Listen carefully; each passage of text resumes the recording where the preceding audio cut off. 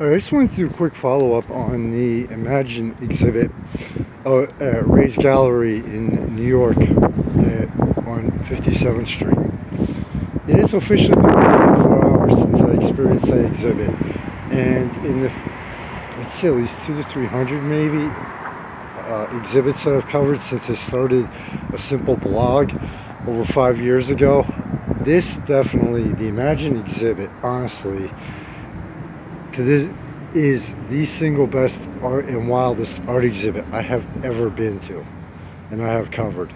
Between the combination of, right off, like I said in part one, the layout of it, where there are a lot of paintings and kind of grouped together, you know, they're tight spacing on the walls, but the technical side of it, the layout, the way it's displayed and presented really works for the normally this type of grouping and tight spacing doesn't work because everything becomes a blur, but the way they chose to each one in succession, when you look at the walls, you look, especially the wide walls, you look and you see this group of paintings. I'm going off memory here and it's still crystal clear to me.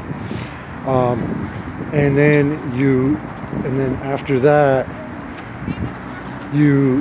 each one, while you're looking at the whole group of paintings, it still grabs your attention to each one, so you can easily pick off which ones, okay, that one really caught my attention first, and then you go around and look at the rest. And also the fact of, and I still remember this, how I walked around 2 and 3 times, and still on the third lap around the gallery, I still found one or two pieces of art that I didn't notice on the first 2 times. So from the technical setup side and the presentation of it, I mean, they really nailed this one, really nailed it.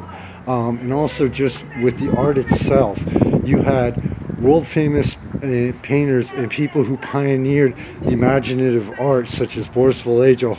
Please tell me I pronounced that right. You know,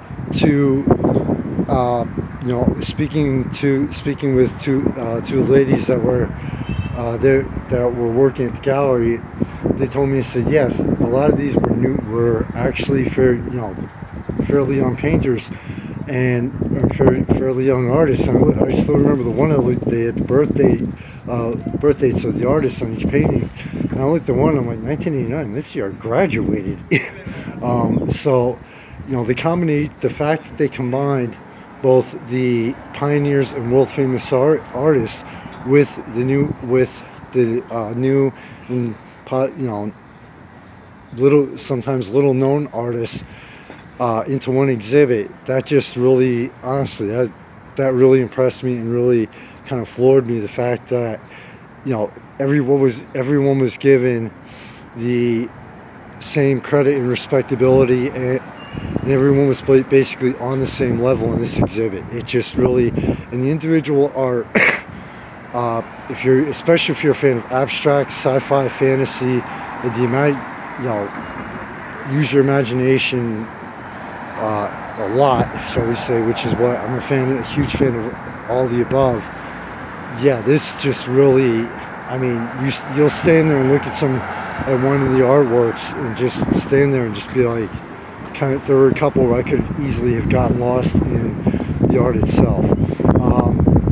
And over 24 hours later, there's still one painting that just, and the artist, I had a chance to speak with the artist, and she said that this word is actually a compliment to her. Just 24 hours later, I'm picturing this painting, this piece of art in my mind, and the word creepy just, yeah.